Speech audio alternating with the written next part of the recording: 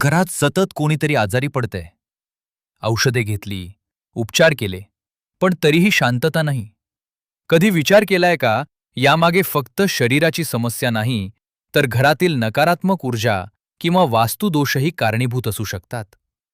अध्यात्म आणि वास्तुशास्त्रानुसार घरातील ऊर्जा आपल्या मनावर आणि शरीरावर खोल परिणाम करते. जर घरात सतत आजारपण, थकवा, चिडचिड किंवा मानसिक अस्वस्थता वाढत असेल, तर ही काही संकेत असू शकतात. घरात सतत अंधार आणि ओलावा. ज्या घरात सूर्यप्रकाश कमी येतो, तिथे नकारात्मक ऊर्जा लवकर वाढते असे मानले जाते.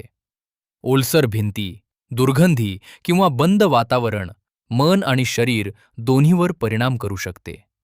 वारंवार भांडणे आणि तणाव, घरात छोटी छोटी कारणे घेऊन सतत वाद होत असतील, तर ती नकारात्मक कंपनांची चिन्हे मानली जातात. कारण जिथे शांतता नसते, तिथे सकारात्मक ऊर्जा टिकत नाही. देवघराकडे दुर्लक्ष.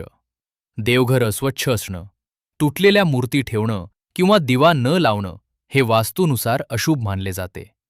यामुळे घरातील सात्विक ऊर्जा कमी होऊ शकते.